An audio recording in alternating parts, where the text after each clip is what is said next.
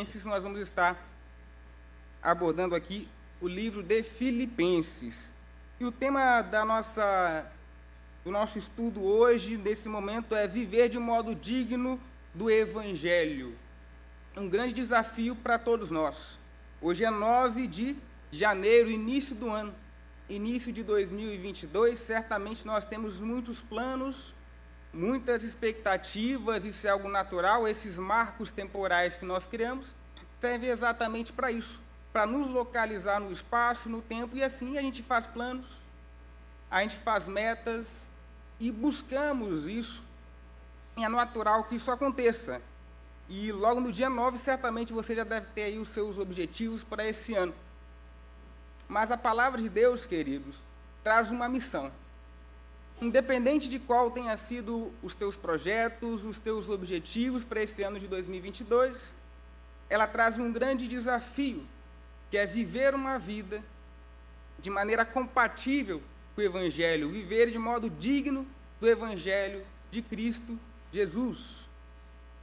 Significa dizer que todos nós aqui devemos fazer esse juízo de compatibilidade com o que nós queremos e com o que está na palavra de Deus, materializado na palavra de Deus. E nós vamos discutir exatamente isso nessa noite, sobre o que é viver uma vida digna do Evangelho. Essa grande missão que nós temos de enfrentar exatamente isso. Obrigado. E o texto principal que nós vamos estar aqui abordando é Filipenses 1, 27 a 30, porém, antes, nós vamos estar lendo Filipenses capítulo 3, versículo 17 ao 21. Vamos fazer toda essa leitura, porque é interessante quando a gente estuda o livro de Filipenses, o apóstolo Paulo, ele tem uma linguagem muito interessante quando ele fala sobre a vida cristã, e ele sempre aborda a vida cristã como sendo uma vida de renúncia, onde há um conflito, porque nós, uma vez que somos regenerados, resgatados por Cristo, há uma transformação no nosso caráter, na nossa cosmovisão, na nossa forma de viver, mas isso não acontece em relação às demais pessoas. Então nós vivemos um conflito intenso entre nós, o novo homem, aquele que vive uma vida objetificando sempre a santificação, tendo como finalidade prosseguir nesse processo de santificação, mas também nós estamos inseridos nesse ambiente onde nem todos procuram isso. Então há um conflito, nós e as pessoas do mundo, as pessoas que não estão debaixo da graça do nosso Deus, né?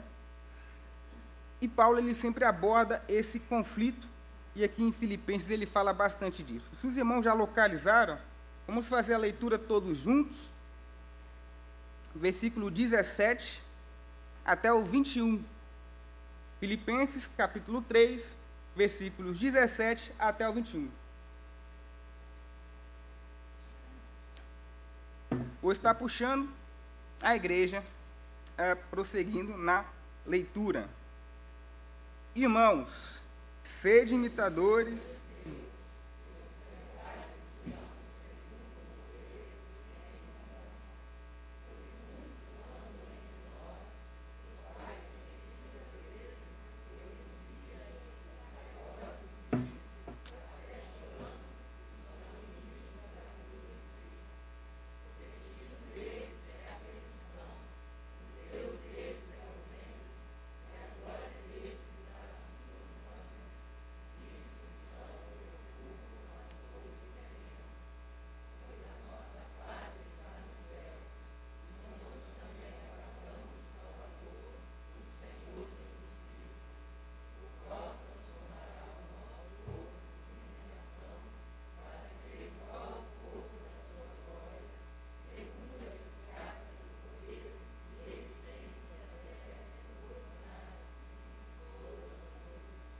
Amém. O foco principal aqui está no versículo 20. Mas é importante a gente analisar todo esse contexto, porque a gente vê Paulo falando exatamente disso. De pessoas que estão alheias ao processo de santificação. Pessoas que não estão vivendo de maneira compatível com o Evangelho de Deus. E ele fala sobre isso aqui, por exemplo, no versículo 19. O destino deles é a perdição, o Deus deles é o ventre, e a glória deles está na sua infâmia, visto que só se preocupam com as coisas terrenas. São pessoas que só se preocupam com esse plano que nós estamos aqui.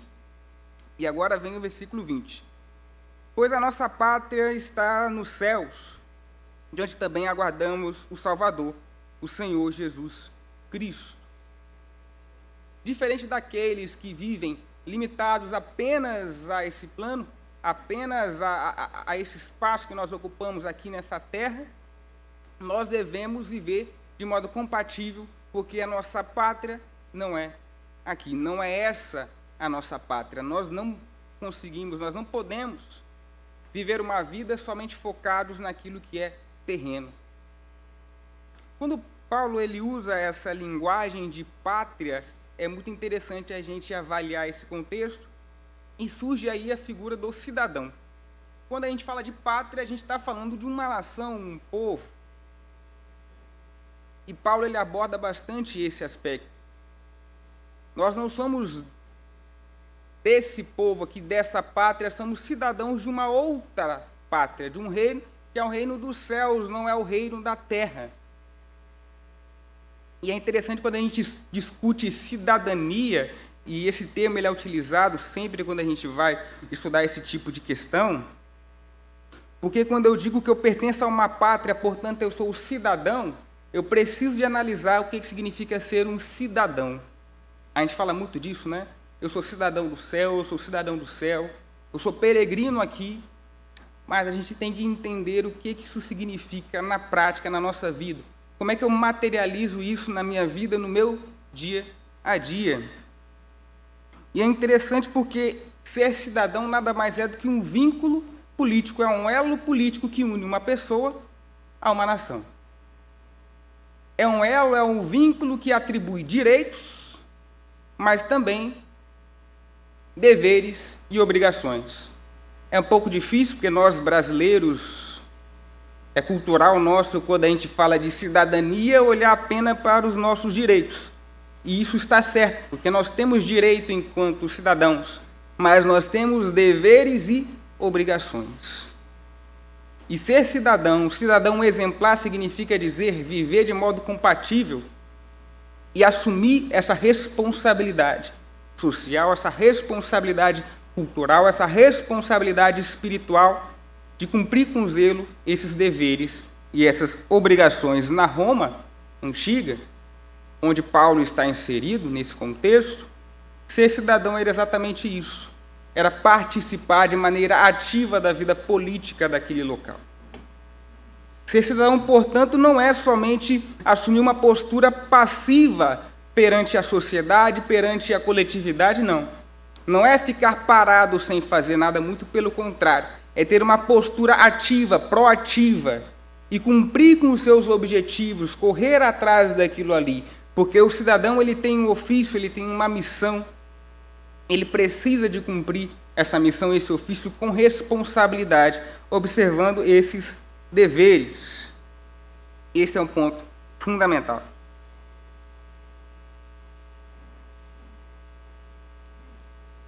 E quando eu digo, por exemplo, que a minha pátria não é aqui, a sua pátria não é aqui, nós não devemos estar limitados a esse plano terreno somente. Significa dizer que eu devo, como um bom cidadão dos céus, cumprir com os meus deveres e as minhas obrigações que não estão condicionadas nesse plano terreno, mas foram colocadas por Deus. Viver uma vida digna do Evangelho, então, de certo modo, é cumprir com fidelidade, com empenho, essas nossas obrigações para com o reino de Deus, para com a palavra de Deus. Se um cidadão exemplar ele segue as leis do seu país, nós, cidadãos dos céus, devemos seguir as leis do nosso Deus. Aquilo que está materializado aqui na Bíblia e que nós podemos ler, que nós podemos conhecer, desfrutar, nós devemos tomar isso e seguir isso. Não basta apenas ter uma postura passiva, porque eu não vou viver de maneira digna do Evangelho. Não basta apenas eu ter essa postura passiva. Eu devo agir e cumprir com essas minhas obrigações. Eu tenho deveres morais. O meu código de moral, de conduta, o meu livro de regra de fé e prática, está aqui, está na sua mão, na mão de você que está em casa. É a Bíblia, a palavra de Deus. Eu preciso estudar cada vez mais a palavra de Deus para conhecer as leis do nosso Deus, os ensinamentos do nosso Deus, os mandamentos, as ordenanças do nosso Deus.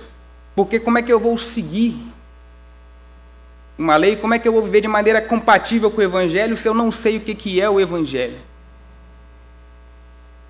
Não faz sentido algum, é como se eu tivesse que correr atrás do vento. Eu preciso de viver uma vida compatível com o que está na palavra de Deus, e conhecer a palavra de Deus é fundamental para que eu possa viver uma vida digna de Evangelho. Mas agora nós vamos ali para o texto principal, que nós vamos estar aí abordando, Filipenses, capítulo 1. Você já pode estar aí localizando aí na sua Bíblia em casa, os presentes também. Vamos estar fazendo a leitura do versículo 27 até o versículo 30. A leitura novamente está na responsabilidade da igreja. Filipenses 1, versículo 27 ao versículo 30. Eu vou estar puxando a igreja, prosseguindo na leitura. Vivei, acima de tudo,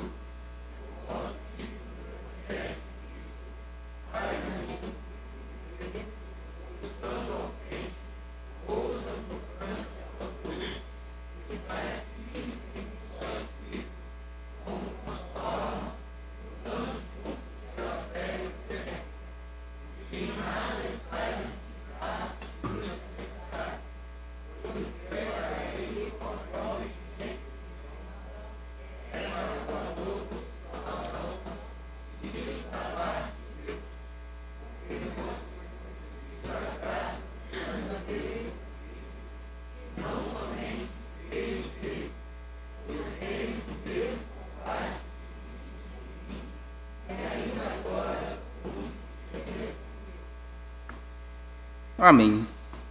Vamos estar agora aqui analisando esses versículos aqui, que eles trazem lições muito importantes para a nossa vida, né? Primeiro é importante colocar que Paulo, ele fala com Filipenses aqui. Obviamente a gente tem que lembrar que Paulo nesse momento ele estava no cárcere, né? Por isso que ele não poderia estar pessoalmente, mas ele alerta a igreja e fala: vivei acima de tudo. É como se ele estivesse chamando a igreja para prestar muita atenção nessa parte, como se fosse uma parte de destaque naquilo que está escrito na mensagem que ele está transmitindo. Vivei acima de tudo por modo digno do Evangelho de Cristo. E agora ele traz algumas características do que é viver uma vida digna do Evangelho, compatível com o Evangelho. E traz desafios muito interessantes e que tem muita aplicação no nosso dia a dia, na nossa jornada como igreja, como povo do Senhor. Em um primeiro momento, ele fala aqui: estais firmes em um só espírito, como uma só alma, lutando juntos pela fé evangélica, e que em nada estais intimidados pelos adversários. Viver de modo digno do Evangelho é viver uma vida em que nós sabemos que nós teremos um confronto, um conflito, como nós bem vimos aqui no início da pregação. E nós precisamos de saber que esse conflito ele vai existir, ele é inevitável, porque viver uma vida de acordo com a palavra de Deus é incompatível, é incongruente com uma vida levada à torta e à direita, como as pessoas que não estão debaixo da palavra de Deus fazem. E é preciso lutar por essa fé evangélica. E é interessante isso porque a gente vê que Paulo, ele sabendo da necessidade dessa luta, desse combate, ele traz duas características muito importantes. Primeiro é estar firmes em um só espírito, como uma só alma. Ele apela aqui à unidade da igreja. Viver uma vida digna de evangelho E a gente tem que lembrar que Paulo está falando com a igreja, isso pode ser aplicado a um indivíduo também, claro, mas ele está falando com uma igreja, é preciso buscar essa unidade cristã. Porque a luta, a batalha que nós enfrentamos, seja nós aqui no século XXI ou Paulo lá no século I, essa batalha é uma batalha muito dura. E a unidade da igreja é o que dá robustez para esse enfrentamento, para que a igreja consiga de fato defender essa fé evangélica. E Paulo fala aqui, e que em nada estáis intimidados pelo adversário. A luta é grande e ela é dura, a batalha é dura. Não é fácil viver nesse conflito, inserido nesse conflito e lutando em favor da defesa do Evangelho. Mas é preciso coragem para poder enfrentar essa batalha. Não é para ficar intimidado, porque o ataque ele é letal. Certamente as pessoas que estão fora da igreja perseguem a igreja, muitas das vezes. Aqui no Brasil isso não é tão evidente, mas a gente sabe que em diversas partes do mundo isso é algo muito claro.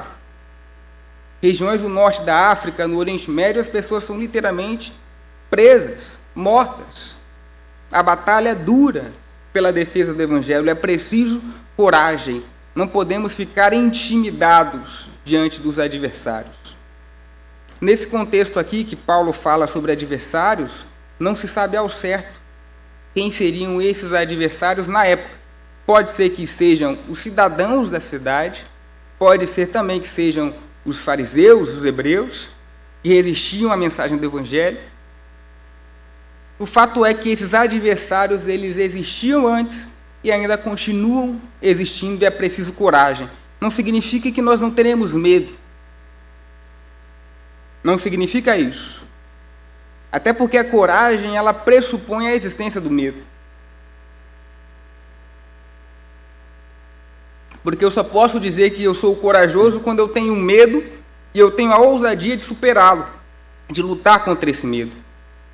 Nós sabemos o papel que o Espírito Santo tem em nossas vidas, como igreja, como pessoa, de nos dar, entre outras coisas, essa ousadia para lutar em defesa do Evangelho.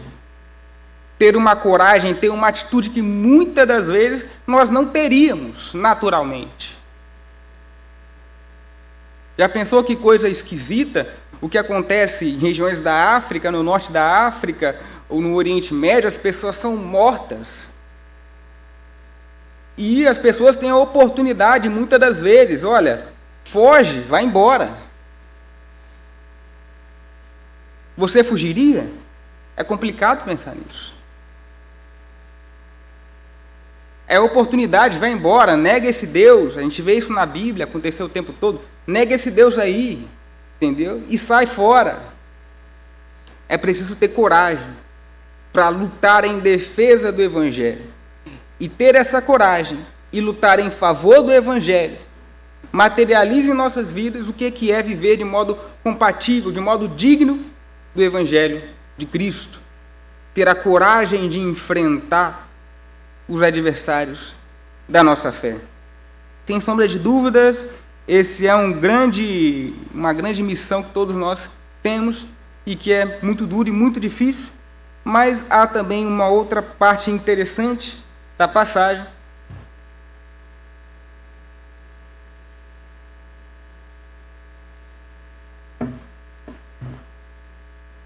Está no versículo 28 e 29. Eu vou estar lendo a igreja acompanhando. Estais firmes em um só espírito, com um só alma, lutando juntos contra a fé evangélica, intimidando. Pois o que é para eles prova evidente de perdição é para vós outros de salvação.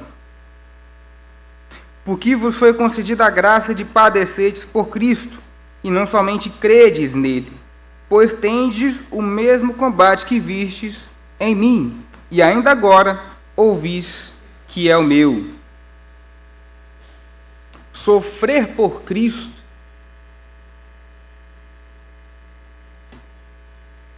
segundo Paulo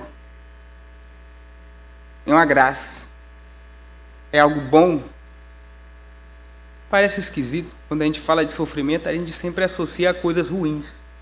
Mas sofrer por causa das perseguições, por causa das lutas, isso é algo positivo. Nós temos a graça de sofrer por Cristo. A luta e o combate ele é inevitável, e com ele vem o desgaste. E vem o sofrimento, isso é algo natural e normal. Mas a partir do momento que nós temos a compreensão que esse sofrimento ele não é vão, veja, eu estou falando aqui de um sofrimento de sofrer em favor do Evangelho, não é qualquer tipo de sofrimento. A partir do momento que nós temos essa percepção de que esse sofrimento ele não é vão, muito pelo contrário, ele carrega consigo um significado muito forte, ele carrega consigo uma esperança muito forte, nós temos uma outra visão acerca do sofrimento. E viver de modo digno do Evangelho é estar disposto a enfrentar esse tipo de sofrimento por Cristo. Jesus mesmo fala isso lá em Mateus 5. Bem-aventurados os que são perseguidos. Nós devemos ter em mente isso. Nos dias de hoje, isso é muito comum, é até normal. Mesmo aqui do Brasil, muitas pessoas têm prejuízo por lutar em favor do Evangelho. Perdem dinheiro, perdem negócios, perdem às vezes até o respeito dentro de alguns ambientes. Isso causa um sofrimento muito grande, mas é preciso ter em mente o privilégio que é esse sofrimento. Isso está vindo de Paulo, o homem que foi perseguido, que sofreu, que foi preso. Não está vindo de alguém que estava numa condição muito boa, porque às vezes a gente pensa assim, né? Pô, para fulano é fácil falar, fulano está muito bem de vida, é claro que ele vai falar que sofrer em favor de Cristo não traz grandes complicações, olha a vida dele, olha a vida que ele leva, mas olha a vida que Paulo levou depois da conversão. Uma vida de dificuldade, e a gente vê Paulo o tempo todo falando sobre lutar pelo Evangelho, falando sobre alegria. Um homem que escrevia cartas, preso, falando sobre alegria, porque via valor nesse sofrimento, via importância no sofrimento, nessa trajetória. E nós também devemos ter isso em mente. Lutar juntos como igreja, como uma unidade, e estar dispostos a sofrer em favor do Evangelho. Isso é viver de modo compatível com o Evangelho de Cristo. Portanto, amados, para concluir, é importante a gente sempre ter isso em mente. Os desafios são grandes, início de 2022. E quais são os seus planos, as suas expectativas para esse ano? Estão em conformidade com aquilo que é estabelecido na palavra de Deus, com aquilo que está na Bíblia, nossa regra de fé e prática? Eu estou vivendo uma vida digna, compatível com o Evangelho? Eu estou exercendo o meu papel como cidadão dos céus, vivendo de acordo com a lei de Deus? Porque se sim, meu querido, muito bem. Agora cabe saber que será uma luta tremenda, e a palavra de Deus nos alerta para isso. Viver uma vida digna de acordo com o Evangelho é estar disposto a viver compatível com a palavra de Deus, um comportamento moral, um comportamento padrão, mas também saber das lutas que nós enfrentaremos, e que é nessas lutas que a nossa fé de fato será testada, e que nós saberemos se nós somos realmente dignos de viver de acordo com esse Evangelho. Se na hora da dificuldade, no longo do ano de 2022, quando acabar o dinheiro, quando acabar o emprego, quando chegar a dificuldade na saúde, é nesse momento que a gente vai ter que ver se realmente eu vou conseguir viver de modo compatível com o Evangelho, defendê-lo contra as pessoas que o atacam, e são várias hoje, estão espalhadas por toda a sociedade, na academia, no trabalho, e eu tenho que demonstrar que eu tenho essa disposição para lutar em favor do Evangelho, estando pronto para sofrer e nos alegrar no sofrimento. Não pelo sofrimento em si, mas pelo que o sofrimento nos ajuda a compreender, pelo que ele causa em nós. O desafio ele é muito grande, o ano ele é longo, mas de fato não há nada melhor do que viver uma vida com a consciência tranquila de que nós estamos de acordo com aquilo que a palavra de Deus nos traz, vivendo uma vida digna, num processo contínuo de santidade, buscando defender o Evangelho de Deus e buscando progredir cada vez mais, expandir o reino de Deus. Amém? Vamos fazer uma oração. Senhor Deus eterno Pai, nós louvamos o Teu nome, ó Pai, por mais essa oportunidade, por esse privilégio, ó Pai, de ouvir um pouco mais da Tua palavra, ó Pai. Nós pedimos para que o Senhor continue, ó Pai, com cada um, auxiliando na compreensão da Tua palavra, ó Pai, no aprendizado, na aplicação da Tua palavra, para que nós possamos viver uma vida digna, ó Pai, do Teu Evangelho, uma vida de renúncia, ó Pai, uma vida de luta, ó Pai, para progredir nesse processo, ó Pai, de santificação, ó Pai, para que nós possamos ter orgulho, ó Pai, da vida, ó Pai, que levamos, ó Pai, porque foi uma vida digna, ó Pai, uma vida compatível com a Tua palavra, e não há nada melhor do que saber que nós estamos debaixo, ó Pai, dos Teus ensinamentos, debaixo dos Teus cuidados, ó Pai. Nós louvamos o nome do Senhor, porque nós entendemos isso, ó Pai, nós compreendemos isso, nós buscamos isso, ó Pai. E nós pedimos força, ó Pai, para que possamos viver essa vida, ó Pai, ao longo deste ano de 2022, ó Pai. As lutas são grandes, as dificuldades também, ó Pai, mas nós sabemos, nós confiamos no poder do Senhor, ó Pai, na obra de Cristo, ó Pai, na cruz do Calvário, ó Pai, que transcende qualquer tipo de dificuldade que nós podemos ter, ó Pai, no amor manifesto, ó Pai, naquela cruz, ó Pai, que nos resgatou, ó Pai, e que nos constrange a viver essa vida, ó Pai, em conformidade com a Tua palavra, ó Pai, uma vida firmada, ó Pai, nos Teus ensinamentos, uma vida compatível com aquilo que o Senhor, ó Pai, nos mostrou, ó Pai, na Tua cruz, ó Pai, na Tua palavra, ó Pai. Nós louvamos o nome do Senhor. Essa é a oração que nós fazemos no nome santo e poderoso de Jesus Cristo. Amém e amém.